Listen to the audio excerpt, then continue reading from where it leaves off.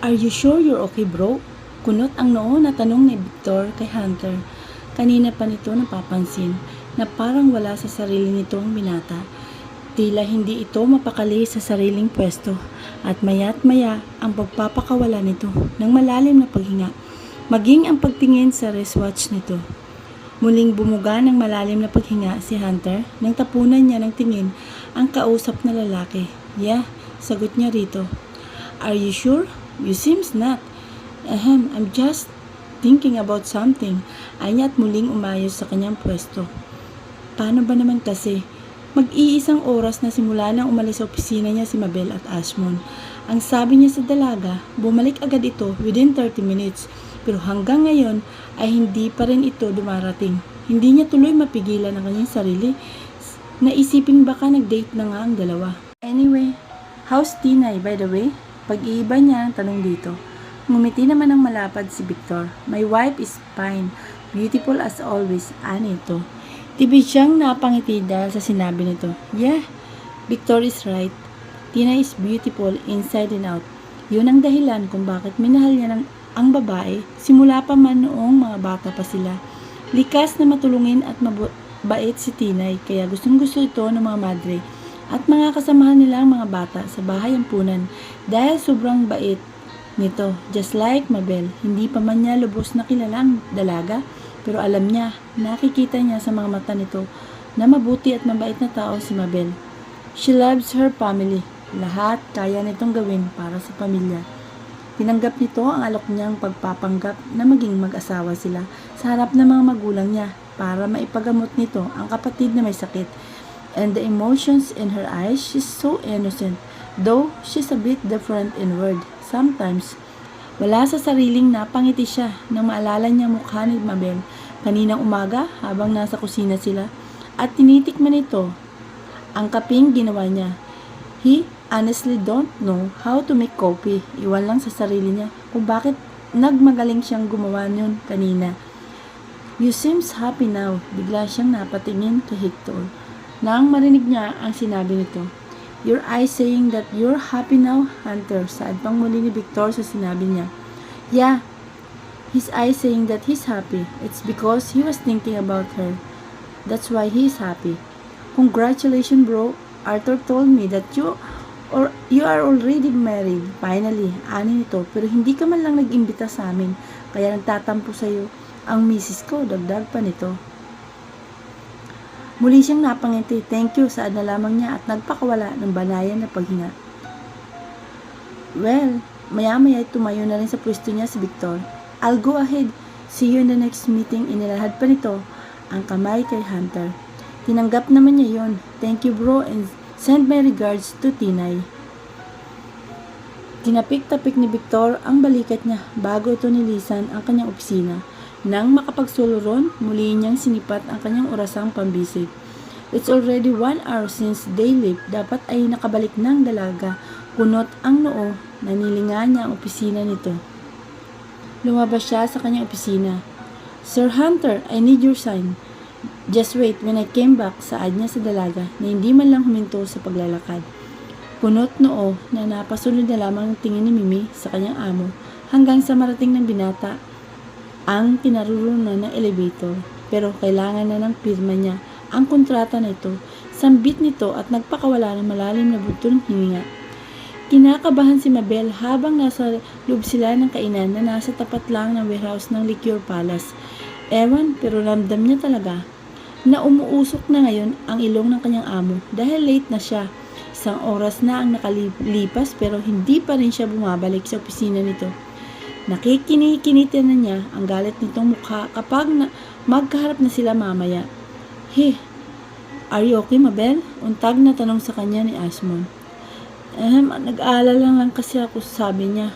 Kay Hunter? Tanong naman ni Bern. Tipid siyang tumango sa lalaki. Pagkuway, dinampot ang baso ng kanyang tubig at uminom doon. Pilit niyang pinapakalma ang kanyang sarili. Oh, speaking of your boss, saad naman ni Ashmon nang pagkatingin niya nito sa entrance ng kainan ay nakita nito si Hunter na papasok na. Biglang nalaki ang mga mata ni Mabel nang makita niya ang nakasimangot na mukha ng binata. Parang bigla atang dumoble ang kaba sa kanyang dibdib habang papalapit na sa pwesto nila ang binata. Kung pwede nga lang na tumakbo na siya ngayon, palayo, ginawa na niya. Ayaw niyang mapagalitan na naman ang binata. "Hey bro, what are you doing here?" Nakangiting tanong ni Ashmon. "Hunter, iho, come let's join us." Saad naman ni Bern sa binata. Sa halip na magsalita sa dalawang lalaki, tiim, bagang at seryoso ang itsura nito. Nang balingan ng tingin ang dalaga. Wala sa sariling napatungo na naman si Mabel nang makita niyang galit na mga mata ng binata. "I was waiting for you, Miss Alfanta. I told you, I want you to come back in the office within 30 minutes. But you were 30 minutes late." Lihim na napalunok na lamang siya sa kanyang laway habang nakatungo pa rin sa kanyang pwesto. Sabi na nga ba aburido na naman siya sa isip-isip niya habang nilalaro-laro nito ang kanyang mga daliri sa ibabaw ng kanyang kandungan. "Chill bro, we just had lunch." Nakangiti pa rin saad ni Ashmon. "Ako ang nag-aya kay Mabel, kaya wag mo na siyang pagalitan." Saad pa niya.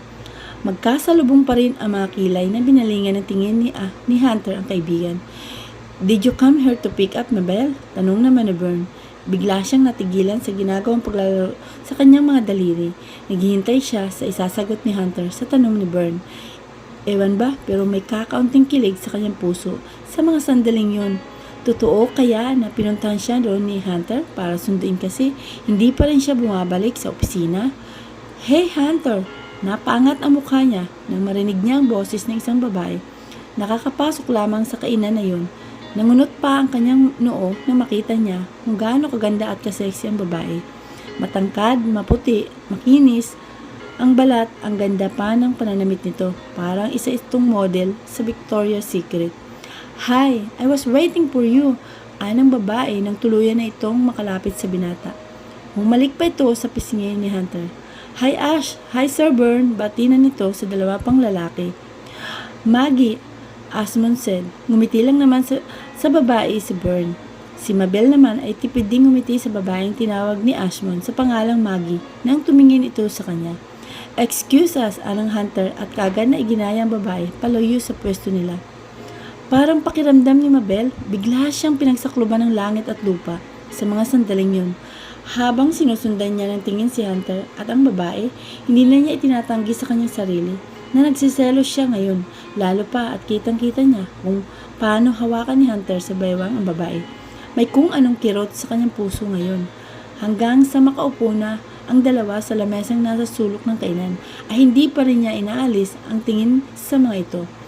Kung sa bagay, maganda siya, walang lalaki siguro sa paligid ang hindi magkakagusto sa kanya. Kahit sa isang tingin pa lang, bulong niya sa sarili habang pinagmamasdan niya ang bawat galaw ng babae. Sa mga galaw pa lamang ng kamay nito, sa klase pa lamang ng pagkakaupo nito, hindi mo masasabing hindi edukada ang babae ito. Malapad din ang pagkakangiti nito habang matamang nakatitig kay Hunter. Pinagmasdan niya ang mahaba nitong liig at binti. Makinis din naman ang balat ko, sexy din naman ako. Dinampot niya ang baso ng kanyang tubig at muling uminom doon habang hindi pa rin inaalis ang tingin sa babae. Nako, walang perfectong tao sa mundo. Kung maganda man ang mukha niya, maputi siya, makinis. Ang balat niya, sexy siya, pinagpala ang pakwan niya, pero sigurado akong maitim ang singit niya, umisbid pa siya. Maya-maya'y bigla siyang napalingon sa dalawang lalaki na nasa harapan niya. Pigil ang tawa ng mga ito habang nakatingin sa kanya. Nagsalubong ang kanyang mga kilay. "Bakit?" Nagtatakang tanong niya. "Hindi ko alam na grabe ka pala kung manglait, Mabel." Saad naman ni Ashmon. Natawa na rin si Bern. "Maggie is a nice person, I'm sure." Anito. Bigla siyang nakaramdam ng hiya sa dalawang lalaki. Narinig pala ng mga ito ang mga sinabi niya kanina. Ang akala niya ay ang kausap lamang niya ang kanyang sarili sa isipan. Nakaniwing ngumiti siya rito at muling napainom sa tubig niya. Maggie was Hunter's girlfriend. Muli siyang napatingin kay Ashmon. Maya-maya nilingon niya ang kinaroroonan ng dalawa. Kaya naman pala. Hayun at muling may kumirot sa kanyang kaibuturan. Dahil sa nalaman niya kung ito ang ex ni Hunter, ibig sabihin lang yun. Ay tama nga ang sinasabi sa kanya ni Resmea. Huwag na siyang mangarap na magugustuhan siya ng binata. Dahil hindi siya ang tipo nito. Look at Maggie, hindi ba't parang isa siya sa mga model ng Victoria's Secret? Samantalang siya. Let's go, mauna na lang tayo sa office. Tumayo na sa pwesto nito si Asmon. Laglag ang balikat at nagsiselos pa rin, tumayo na rin siya sa kanyang pwesto. Muli pa niyang tinapunan ng tingin ang lamesa ni na Hunter. Saktong nakatingin din naman sa direksyon niya ang binata. Tumungo siya rito, saka sumunod niya sa dalawang lalaki. Mimi, sorry ha, anya nang lapitan niyang dalaga sa mesa nito. Hindi na ako nakasama sa lunch niyo. Inaya kasi ako ni Asmon eh. Ngumiti naman ang malapad ang dalaga. Okay lang yun. Ano ka ba? Ano naman ang laban namin eh? Jowa mo ang nag-aya sa'yo. Mag-lunch. Tila kinikilig bang sad nito. Ayaw talaga nitong maniwala sa kanya na hindi niya boyfriend si Asmon. Sweet naman. Inggit kami. Anang jubel sa kanya habang nakalabi pa ito. Ititigil ko na talaga ang pagpapantasya ko, Sir Asmon, dahil sa iyo, Beb. Saad naman ni Risa, ang isang babae na kasama nila ron. Tumawa na lamang siya ng pagap. Matagal na ba kayo magjowa ni Sir Asmon, Mabel? Tanong ni Jubel sa kanya. Pinagpalipat-lipat niya ang tingin sa tatlong babae. Mga bes, hindi talaga kami magjowa ni Asmon, saad niya. Magkaibigan lang po talaga kami. Ayaw niya kasi na tinatawag ko siyang sir. Kaya Asmon ang tawag ko sa kanya. Pagpapaliwanag niya sa mga ito. Maniwala. Anang Mimi sa kanya. Seryoso? Anang Jubel. Kasi ang usap-usapan sa labi simula kahapon, magka-holding hands daw kayo ni Sir Asmon. Kaya ang rumors ay magjuwa kayong dalawa. Saad pa na Risa sa kanya. Malalim na buntong hininga ang pinakawala niya sa ere habang hindi pa rin nawawala ang malapad na ngiti sa mga labi niya. Umiiling-iling pa siya. Bahala na nga kayo kung yun ang paniwalaan niyo, pero ako hindi ko jowa si Asmon. Period. Saglit na nakatahimikan ang namayanin sa pwesto nila. Maya-maya ipigil ang pagtili na Jubel at Risa. Nag-appear ang mga ito. O Beb, dinig mo ha, ituloy natin ang pagpapantasya kay Sir Asmon. Wala naman palang nagmamay-ari sa kanya sa ngayon eh. Anang Risa, gagawin ko na ulit na wallpaper sa cellphone ko ang picture niya. Kinikilig naman saad ni Jubel. Pagpasensyan mo na ang dalawang yan, Mabel. Matagal na talagang baliw ang mga yan kay Sir Asmon. Pabirong saad ni Mimi. Ikaw kasi may jowa ka na kaya dapat lang na hindi ka nakiligin sa ibang lalaki. Ana Jubel. Oh, Babes, back to work na. Nandito na si Sir Hunter. Anang Risa. Nang matanaw nito, ang binata nakalalabas lang sa elevator. Sige na, babalik na ako sa pwesto ko. Anya at naglakad na rin siya para tunguhin ang kanyang opisina. Nakakailang hakbang pa lamang siya nang bigla naman siyang natigilan sa kanyang pwesto. Nang mula sa kanyang likuran ay naramdaman niya ang isang kamay na humawak sa kanyang bewang. Hayun, at nakuryente na naman siya dahil sa kamay na yun. Ang puso niya ay saglit ding huminto sa pagtibok. Lalo na nang naramdaman niya ang mainit na hiningang tumama sa tapat ng kanyang tenga. In my office. Dinig niyang bulong nito sa kanya. Wala sa sariling napapakit siya na mariin. Nang dumaan sa tapat ng kanyang ilong, ang amoy na pabango nito. Isa talaga yun sa dahilan kung bakit nababalo siya sa binata. Naaamoy niya lamang ang perfume nito.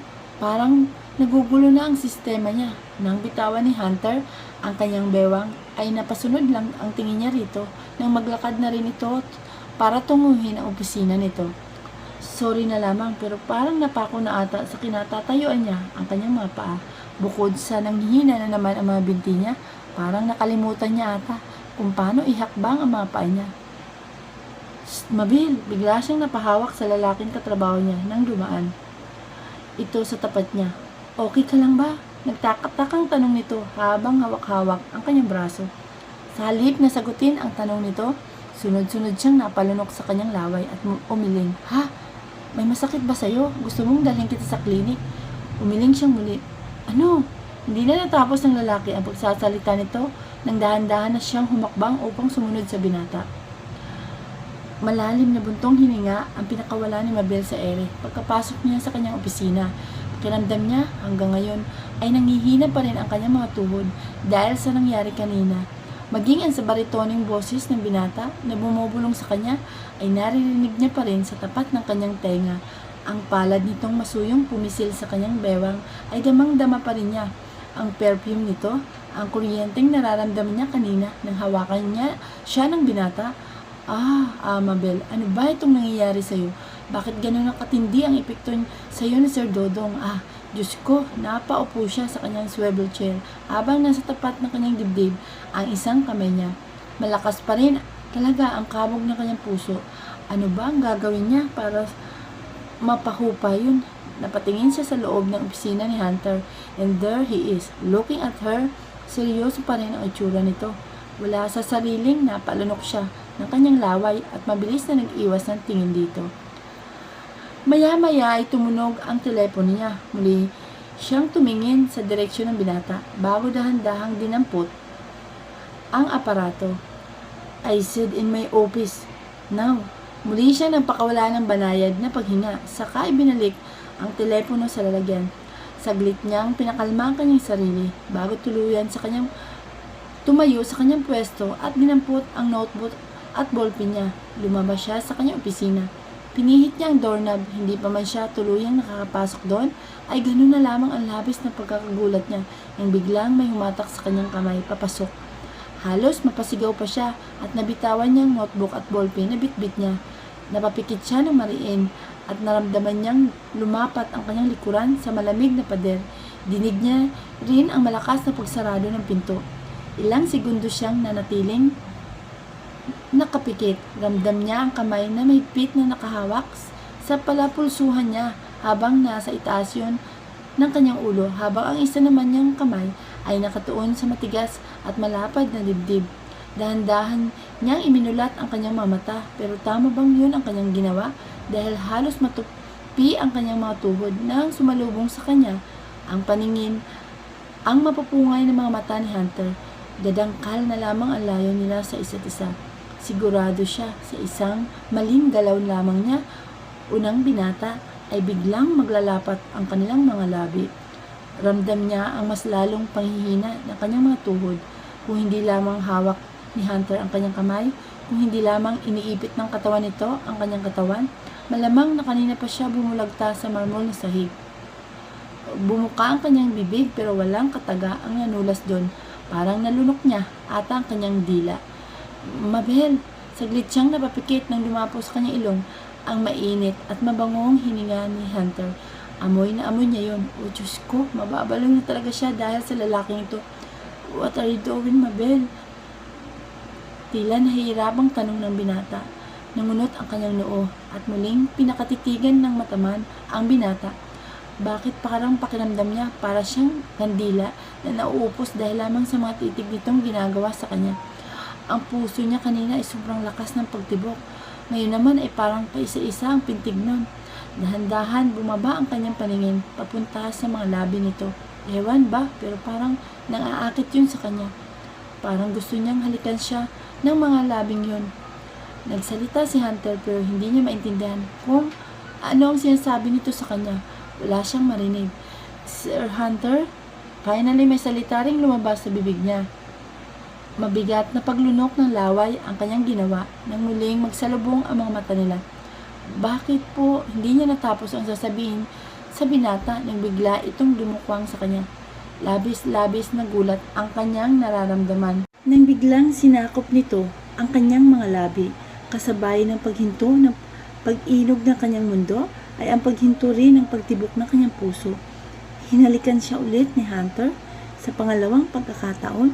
Hinalikan siya ng binata. But why? Bakit siya hinalikan ni Hunter? Gusto na rin ba siya nito? Dahan-dahang pumikit ang kanyang mga mata nang makita niyang nakapikit din ang binata. Ramdam niya ang kanyang pagluwag ng kanyang pagkakahawak nito sa kanyang palapulsuhan. Ang isang kamay nito ay biglang lumusot sa bewang niya at walang atubiling hinapit siya upang lalong magkadikit ang kanilang mga katawan.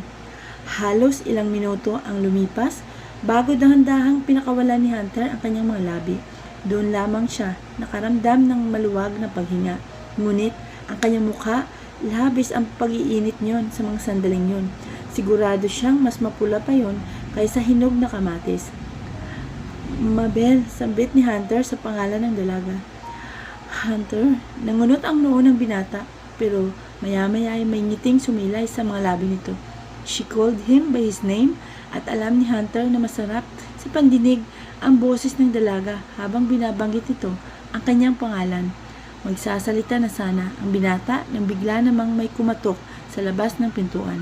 Doon lamang tuluyang bumalik sa wisyo niya si Mabel. Napalingon siya sa pintuang nasa tabi lamang nila ng binata. Nang muli siyang lumingon kay Hunter, magkasalubong na naman ang kilay nito. Damn it, usal nito. Sir Hunter, dinig nilang pareho mula sa likod ng pintuan ng boses ni Mimi. Maya-maya ay napatingin si Mabel sa doorknob. Gumalaw yun. Bago pa man yun tuluyang bumukas, ay naitulak na agad niyang binata palayo sa kanya. Sir Hunter, nagtatakang natigilan si Mimi na bumunga dito ang dalawa at nakatayo sa gilid ng pinto. Pinagpalipat-lipat pa ng dalaga ang tingin sa mga ito. Sir, ano ito? Malalim na buntong hininga ang pinakawala ni Hunter sa ere, saka ito namulsa. What is it? Tiimbagang na tanong nito. Si Mabel naman ay napatungo na lamang. Yumuko rin siya upang kunin ang kanyang notebook at ballpen na nahulog sa sahig. Sir, I need your sign here. Kanina pa po kasi naghihintay si Sir Judas sa contract na to.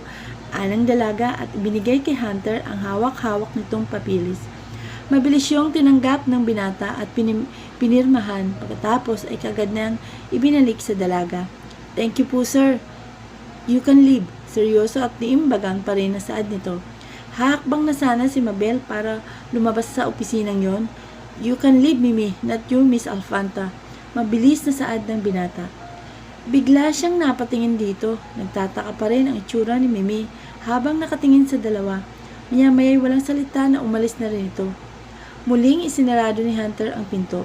Banayad siyang nagpakawala ng malalim na paghinga bago nagsalita. Sir, may kailangan pa po ba kayo? Tanong niya kahit ramdam na ramdam naman niya ang mabilis na pagkabog ng kanyang puso.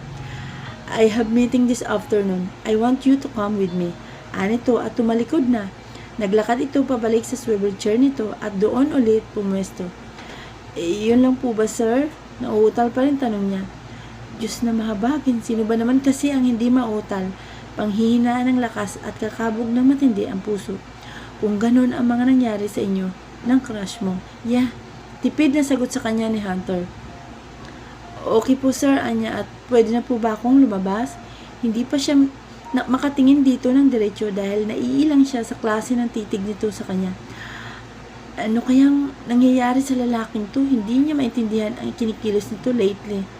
Yeah, muling tipid na saad ni Hunter sa kanya.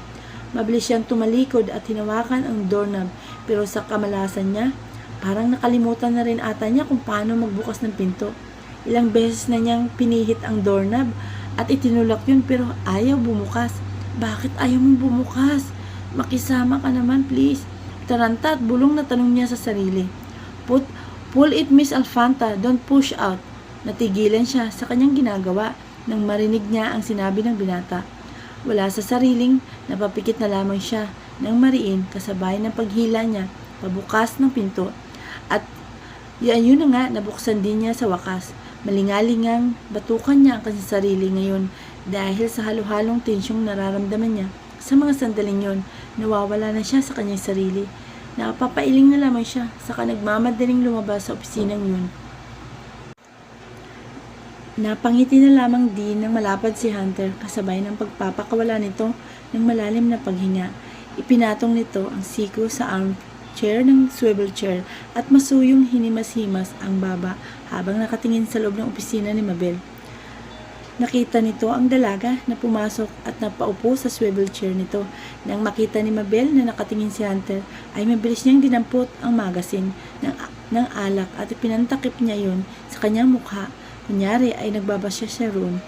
Ano bang ginagawa ng lalaking yun? Bakit niya ako hinalikan? At bakit siya nakangiti sa akin? Tanong niya sa sarili habang nagtatago pa rin sa likod ng magasin. Sir Dodong, binibigyan mo ako ng dahilan para mag-assume na may gusto ka na rin sa akin, saad pa niya. Maya-maya naagaw ang kanyang atensyon nang may kumatok sa labas ng kanyang opisina. Bumukas yun at inilawa roon si Asmon. Bakit ba laging malapad ang ngiti sa kanya ng lalaking ito kapag magkikita sila? Nako, kung hindi lang nakapagpasya ang kanyang puso na si Hunter ang gusto. gusto niya, baka mapul na siya ng tuluyan. Dahil sa mga ngiting yun. Hey, sweetheart, at bakit lagi siya nitong tinatawag na ganun? So how about coffee tonight? Tanong nito. Ngumiti rin siya rito. Okay, sige. Sagot niya habang nasa tapat pa rin ng kanyang mukha ang magazine. What are you doing? Nagtatakang tanong ni Ashmon nang makaupo na ito sa gilid ng kanyang lamesa. Napatingin naman siya sa magazine. Wala. Nagbabasa lang ako kanina. Mas lalong nangunot ang noo ni Ashmon at sinilip ang cover ng magazine. I didn't know magaling ka palang magbasa ng nakabaliktad na tatawang saad nito. Bigla siyang napatitig sa magazine. And he's right. Nakatuwad nga yun. Ngiti na lamang ay binigay niya rito. At ibinalik niya sa dati ng pwesto ang magazine. Natatawa na lang siya at napapailing. Maya-maya ay tumunog ang telepono. Automatikong siyang napatingin sa loob ng opisina ni Hunter. Nakatingin pa rin sa kanya ang binata. Suminyas pa ito sa kanya, nandabutin niya ang aparato. Yun nga ang ginawa niya.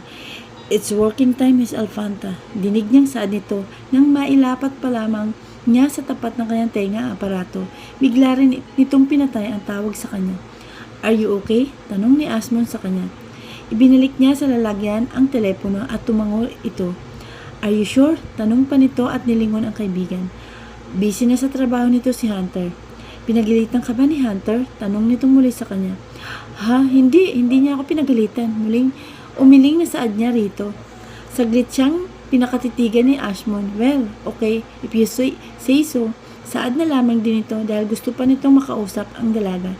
And paano? See you later. Anito at tumayo sa gilid ng lamesa.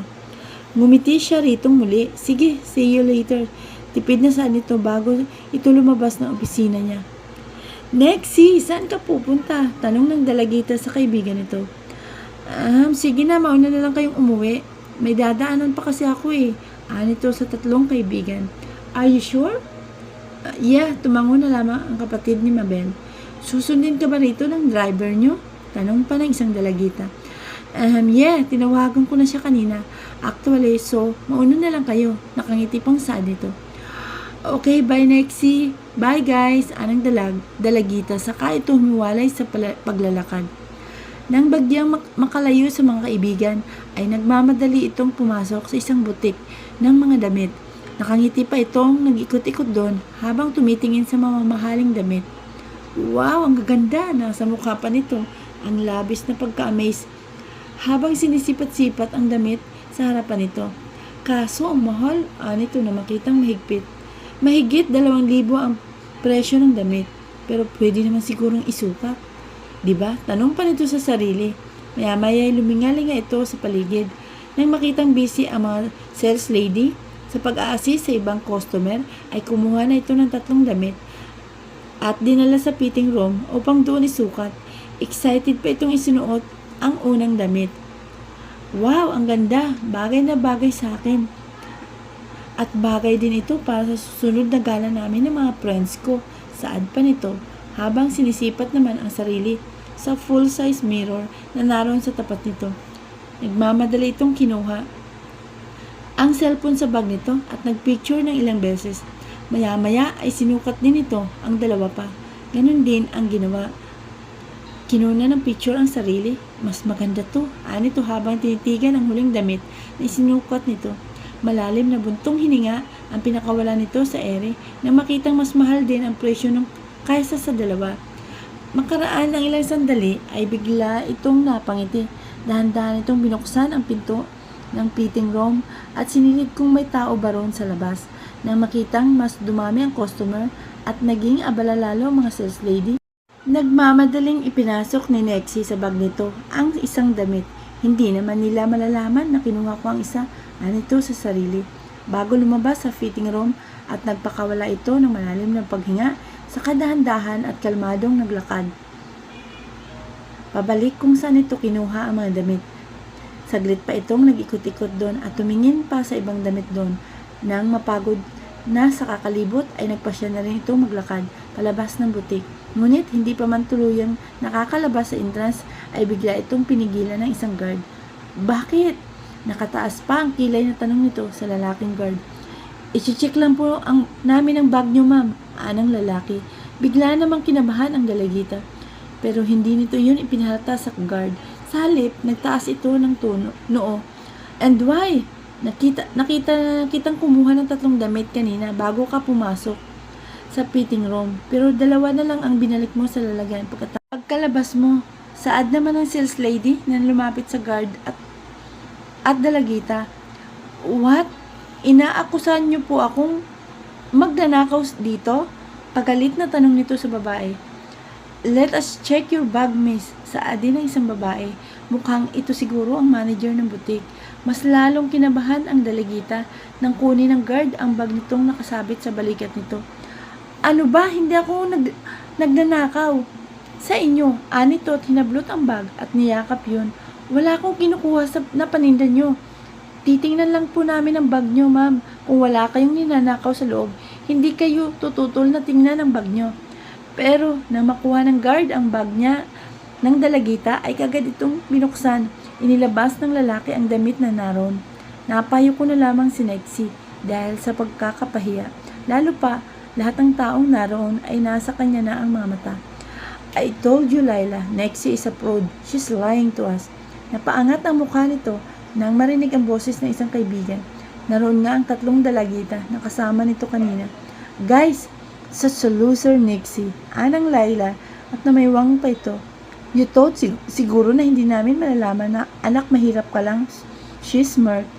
I was right since the day one Nexie is a fake. No, Serena, hindi ako. My mom owned this boutique, Nexie. Kung ayaw mong ipakulong kita dahil sa pagnanakaw mo rito, don't show your face in front of me. Never again. Anang Laila at biglang tumalikod kasama ang 2 nitong kaibigan. Bigla na lamang naluwa ang dalagita habang sinusundan nito ng tingin ang 3 babae na akala nito ay totoong kaibigan niya. Maya-maya hinawakan ito sa braso ng guard. Go, dalhin sa police station ang batang yan. At nang magtanda, saad naman ng manager. Po, please wag po. Anya at sinubukan pang magpumiglas. Abala sa trabaho niya si Mabel na makatanggap siya ng tawag mula sa unknown number. Kunot ang noo na sinagot niya ang tawag na yun. Hello, anya sa taong nasa kabilang linya. Ito po ba si Miss Mabel Alfanta? Tanong ng lalaki. Nangunot naman ang noo ni Mabel. Opo, bakit? Sino po sila? Sa police station po ito, ma'am. Nandito po kasi ang kapatid nyo, si Miss Nexie Alfanta. Bigla siyang natigilan nang marinig niya ang sinabi ng lalaki. Napatuwid pa siya ng kanyang pwesto. Po, bakit ano pong nangyari sa kapatid ko? Bigla siyang binagabag ng pag-alala para sa kanyang kapatid. Pumunta na lang po kayo rito, ma'am. Sa halip ay saad ng lalaki. Bigla siyang napatayo sa kanyang pwesto. Sige po, salamat po, anya at pinatay na ang tawag sa kabilang linya. Saktong palabas na siya sa kanyang opisina nang dumating naman si Ashmon. Where are you going? Kailangan kong magpunta sa police station agad. Nangunot ang noo ng binata. And why? Nandun daw ang kapatid ko. Ewan ko kung ano nangyari sa kanya, anya at naglakad na rin. I can go with you, let's go. Magkaangat ng mukha ni Hunter ay hindi na niya nakita ang dalaga sa loob ng opisina nito. Nangunot ang noo na sumili pa siya sa loob ng opisina ni Mabel pero walang tao talaga. Where did she go? Tanong niya sa sarili. Pagkuhay tumayo na rin sa kanyang pwesto, naglakad siya palabas ng kanyang opisina. Kinatok niya sa kabilang silid ang dalaga, pero nang buksan niya ang pinto, ay walang Mabel ang nakita niya ron. Nagpakawala siya ng malalim na paghinga. Mimi! Tawag niya sa dalaga. Nagmamadali namang lumapit sa kanya si Mimi. Have you seen Miss Alfanta? Opo, sir. Where's she? Umalis po, sir. Where did she go? Hindi ko po alam, sir. Basta magkasama po sila ni Sir Asmon na umalis kanina. Anang dalaga. Biglang naging blanco ang itsura niya nang marinig niya ang sinabi ni Mimi sa kanya. She left and she's with Asmon right now? Bakit po, sir? May iutos po ba kayo? Tanong ni Mimi. Sa halip na sagutin ang tanong ng dalaga, naglakad na siya pabalik sa kanyang opisina. Padabog pa niyang isinarado ang pintuan nun. Gulat naman na napatingin si Mimi sa nakapinid na pinto. Nexie! Ate! Mabilis na tumayo sa pwesto nito ang dalagita at nagmamadaling lumapit kay Mabel. Mahigpit itong yumakap sa kanyang ate. Okay ka lang ba? Anong nangyari? Nag-aalala ng tanong niya sa kapatid. Anong nangyari na Hexie nang ilayo niya ito sa kanya? Labis ang pag-aalala niya para dito kanina. Ang akala niya ay may kung anong masamang nangyari sa kapatid niya. Nagpakawala naman ng malalim na paghinga ang dalagita. Pagkuway tinapunan ng tingin ang binatang nasa tabi ni Mabel.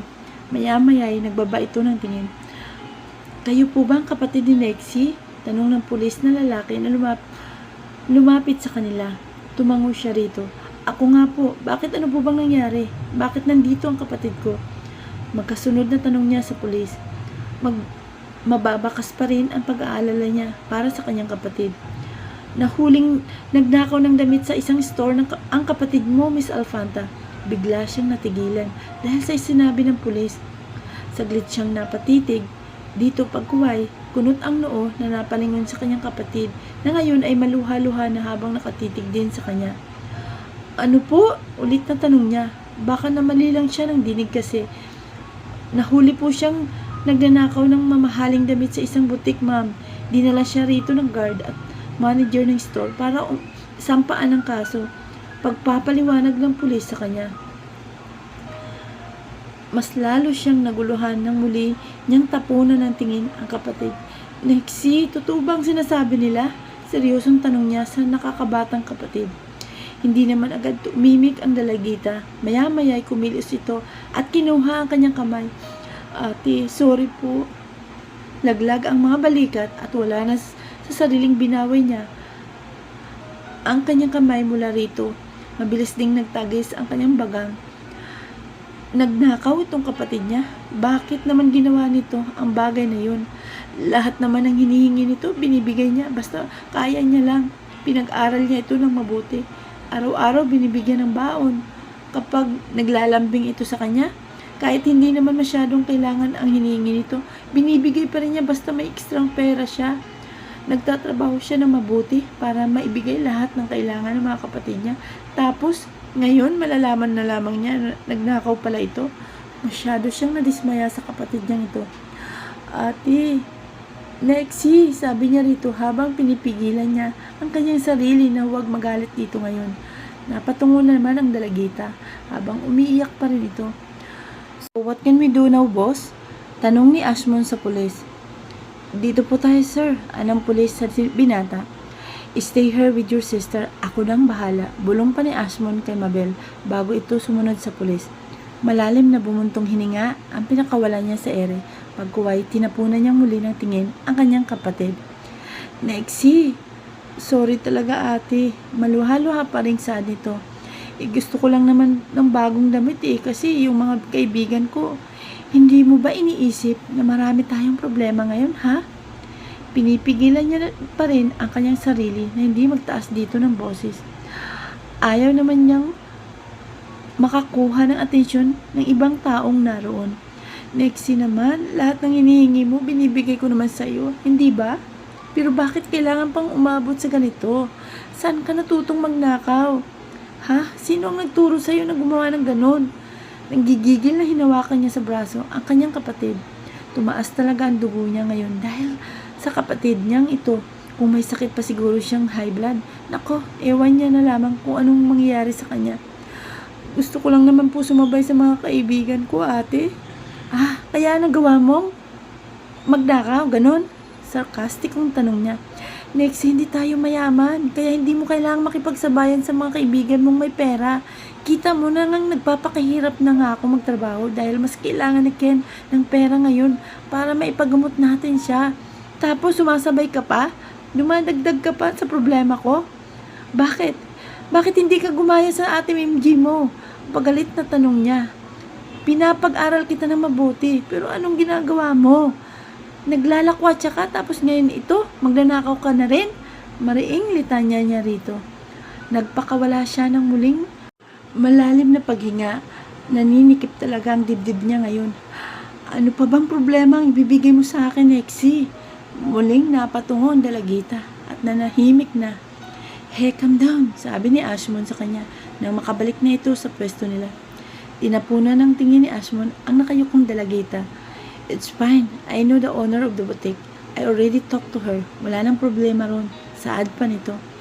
I'm sorry po, pati tuloy ikaw. No, don't mention about it.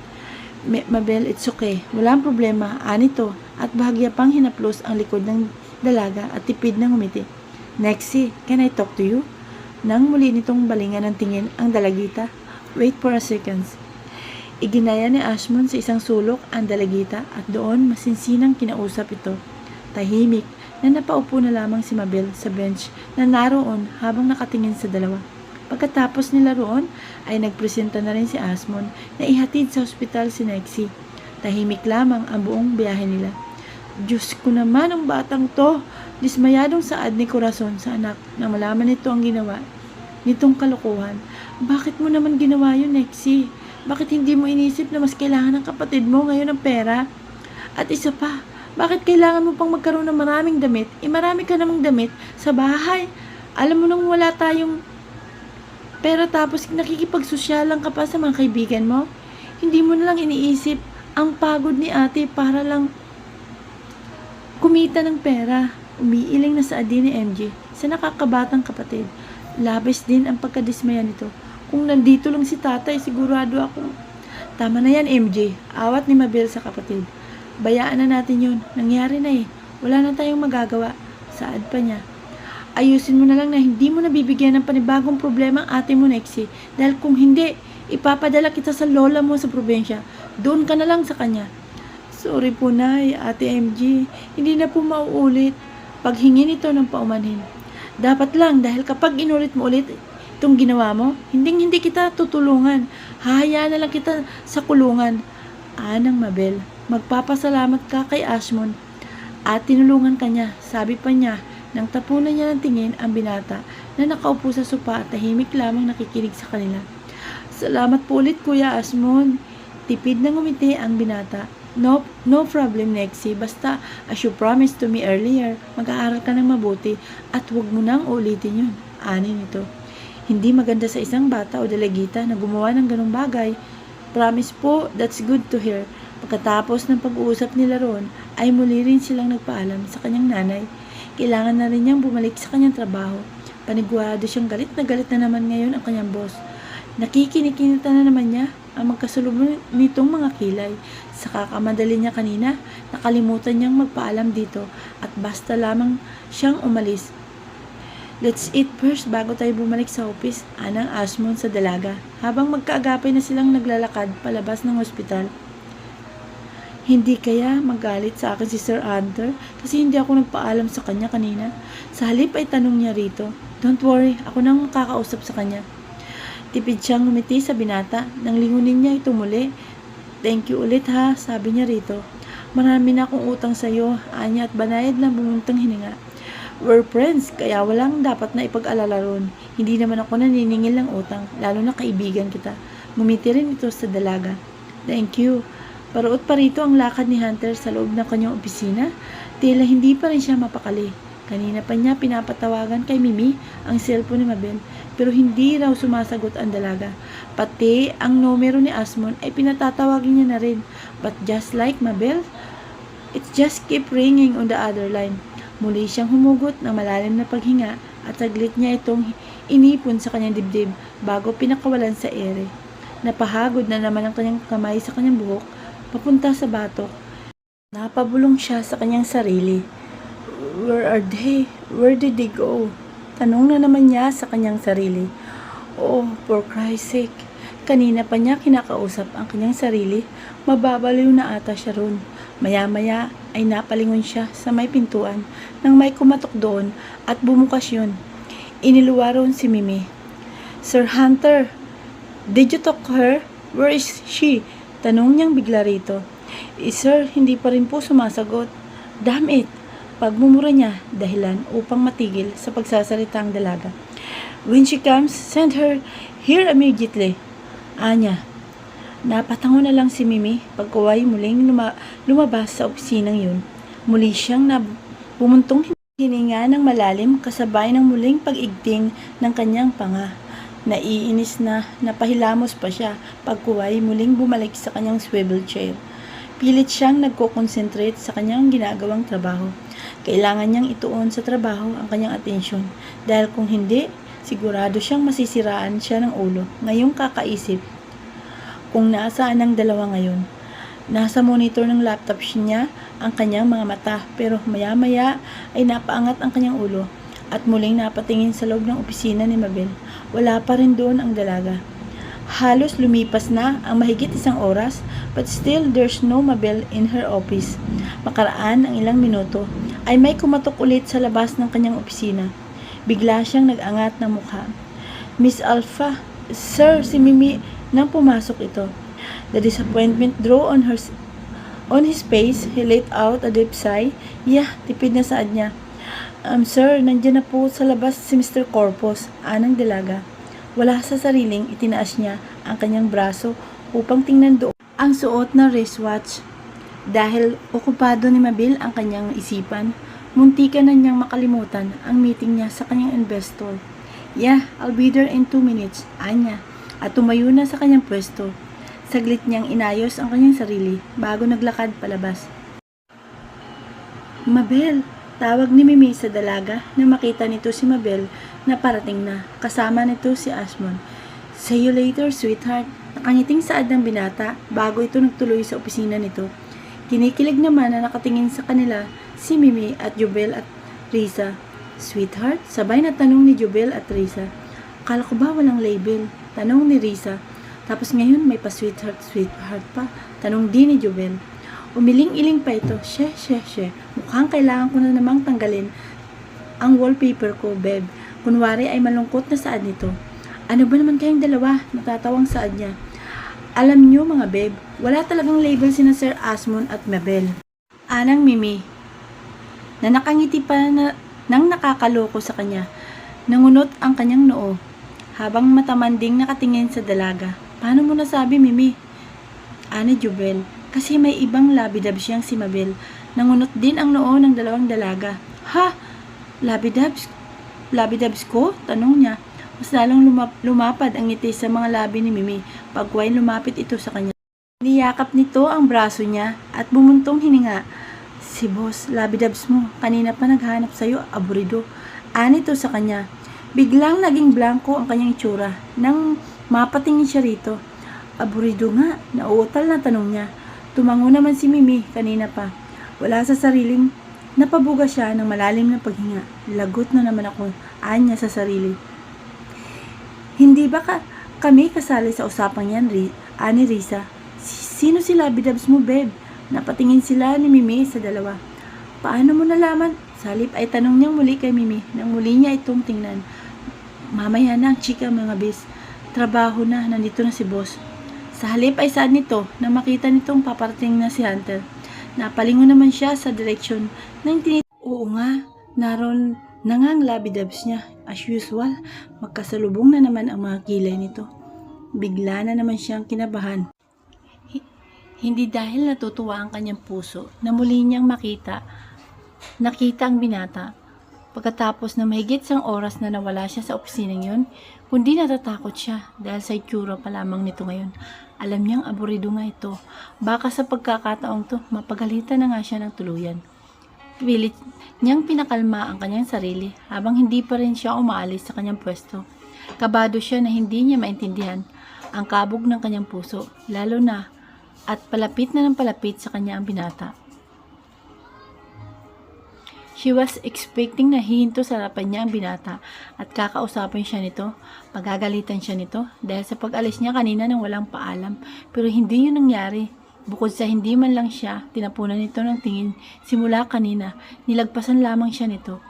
Hindi niya alam kung anong dapat niyang maramdaman sa mga sandaling yun. Matutuwa ba siya dahil hindi siya nito pinagalitan sa harap ng mga katrabaho niya? O malulungkot siya dahil hindi man lang siya nito tiningnan? Bes, sumunod ka na roon. Untag na saad sa kanya ni Mimi. Malungkot na bumuntong hininga siya na malalim, saka naglakad na para sumunod sa binata. Nang nasa tapat na siya ng opisina nito, kumatok muna siya ng 3 beses bago pinihit ang doorknob at pumasok siya roon. Sir, kinakabahan pa siya. Dahan-dahan siyang naglakad, palapit sa tapat ng mesa ni Hunter. Ngunit ang binata ay hindi man lang nag-abalang mag-angat na mukha upang tingnan siya. Nakatuon lamang ang atensyon nito sa mga papel na binabasa at pinipirmahan nito. Bahagya pa siyang lumunok ng kanyang laway. Sorry po sir kung umalis po ako kanina nang walang paalam sa inyo. Saad niya. Wala pa ring imik si Hunter. Pasensya na po. May pinuntahan lang po akong importante. Saglit na tumigil sa pagbabasa niya si Hunter pero hindi ito nag-angat na mukha. Maya-maya nagpakawala ito ng malalim na paghinga at muling pinagpatuloy ang trabaho. May ipag-uutos po ba kayo sir? Tanong niya rito. Ilang segundo na siyang nakatayo sa tapat ng mesa nito, ngunit hindi pa rin umiimik ang binata. Mataman niyang pinakatitigan ang binata. Pero hindi pa rin ito tumitingin sa kanya. Maya-maya ay tipid siyang napangiti. Bahagya pa siyang tumikim. Babalik na lang po ako sa pwesto ko, sir. Anya at tumalikod na. Dahan-dahan pa siyang naglakad palapit sa pintuan. Hinihintay kasi niyang tatawagin siya. Nito, but to her disappointment, nahawakan na niya ang seladora at napihit na niya yon pabukas, ngunit hindi siya nito tinawag. Laglag ang mga balikat na naglakad na lamang siya papasok sa kanyang opisina. Nang makaupo sa kanyang swivel chair, muli niyang tinapunan ng tingin ang binata. Abala at nakatuon pa rin ang atensyon nito sa trabaho. Malalim na bumuntong hininga ang pinakawala ni Mabel sa ere. Pagkuway, isinandal niya ang kanyang likod sa upuan niya. Ilang oras na siyang nakaupo sa kanyang swivel chair. Nanakit na rin ang kanyang likod at puwet, pero simula nang bumalik siya sa office niya, hindi pa tumatawag sa kanya si Hunter para papuntahin siya sa opisina nito. Pero para kahit papano ay makapag-usap sila, kausapin siya nito pero inugat na lamang ang kanyang mga paa sa kanyang pwesto. Hindi talaga ito tumawag sa kanya. Ilang segundo niyang pinakatitigan ang binata na abala na rin sa trabaho nito. Ano kaya ang problema mo at ganyan ka ngayon? Tanong niya sa kanyang sarili. Alam ko naman na galit ka dahil hindi ako nagpaalam sa iyo kanina, pero nakakapanibago lang kasi ang ganito. Tsiyaan niya at tumayo siya sa kanyang pwesto. Kailangan niyang maglakad-lakad. Saglit baka mamaya hindi na siya makatayo at makapaglakad dahil grabe na ang pananakit ng kanyang puwet at likod. Nagparuot pa rito ang kanyang lakad. Paminsan-minsan ay tinatapunan niya pa rin ang tingin ang binata. Nababagot na talaga siya roon at wala naman na siyang ginagawa hanggang sa inaisipan na lamang niyang ayusin at linisin ang mga wine at alak na nakadisplay doon sa shelf. Hindi na niya namalayan ang oras. Kung hindi pa pumasok si Mimi para itanong sa kanya kung uuwi na rin siya, hindi pa niya malalaman na alas 5 na pala ng hapon. Sabay ka na ba sa amin uuwi? Tanong ni Mimi. Sige, mauna na kayo. Tatapusin ko lang tong ginagawa ko. Nakangiting saad niya. Sige, mag-iingat ka. Kayo rin, bye. Pagkaalis ni Mimi ay inayos na rin niya ang kanyang lamesa at bag. Saktong pagtingin niya sa loob ng opisina ni Hunter ay palabas na rin ito. Nagmamadali na rin siyang lumabas para sumunod dito. Ako na po, sir. Anya at kinuha may ng binata ang bitbit nitong itim na bag.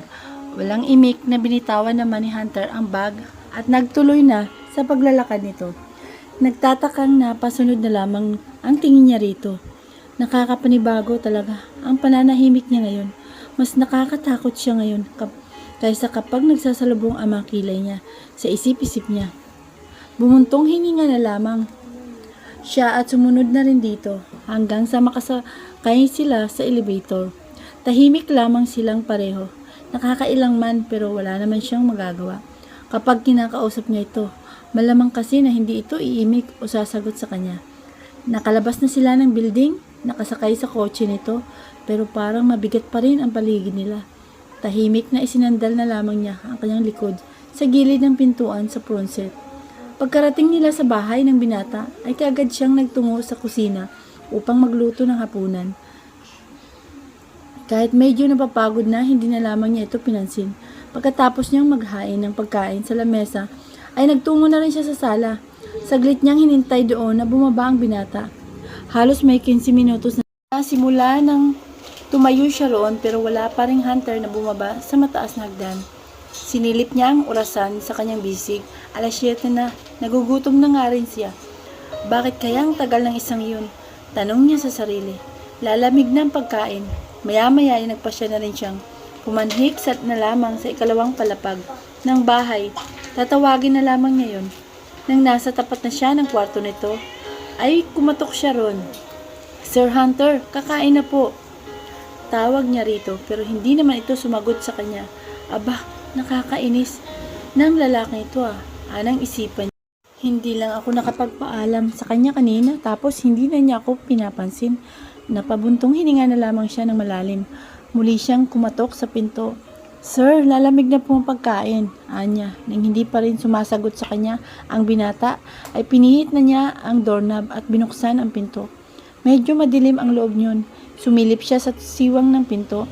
Kumunot ang noo na napatitig naman siya sa lalaking nakahiga sa kama. Natutulog na siya. Tanong niya sa sarili.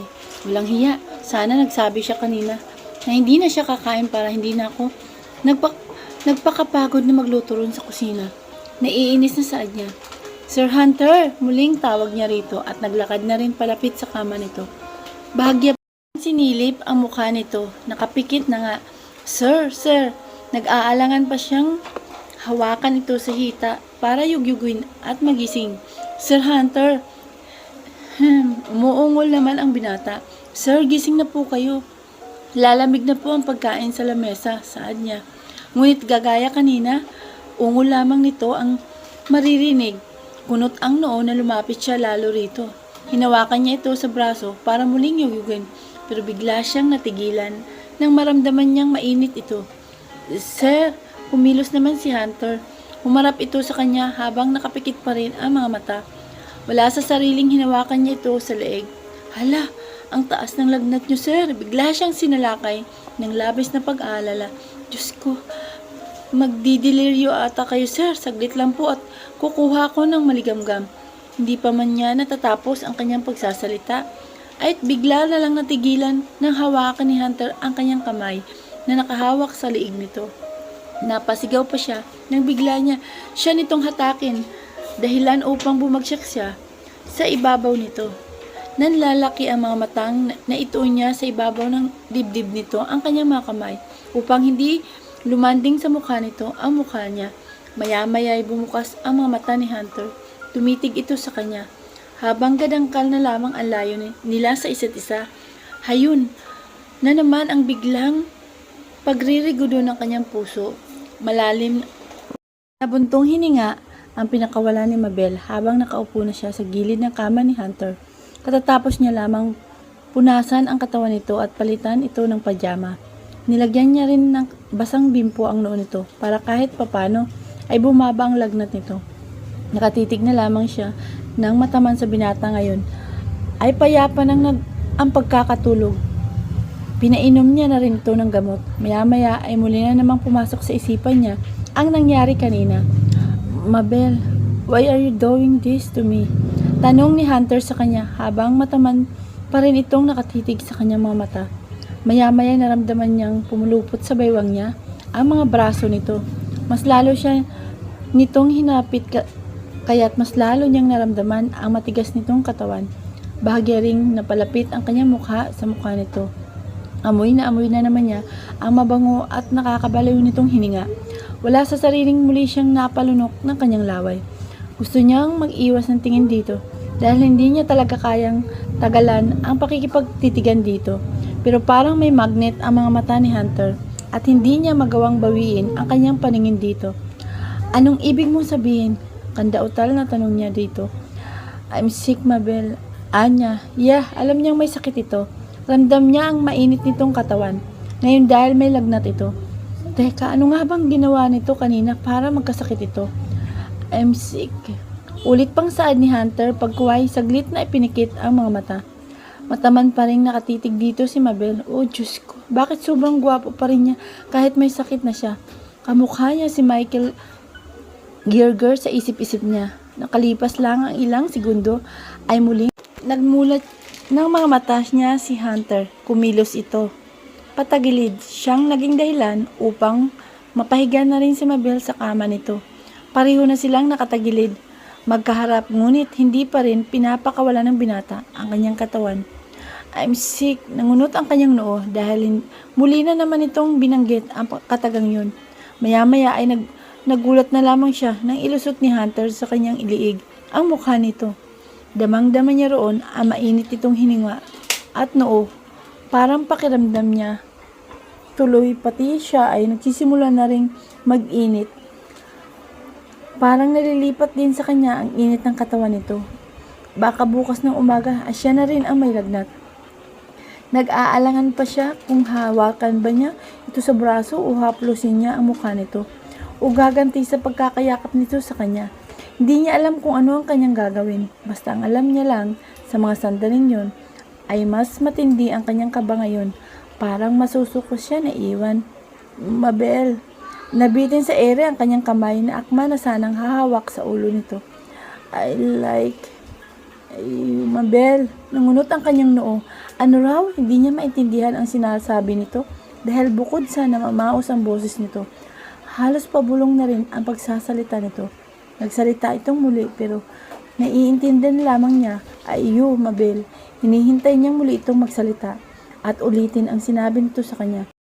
Pero nanahimik naman na ito.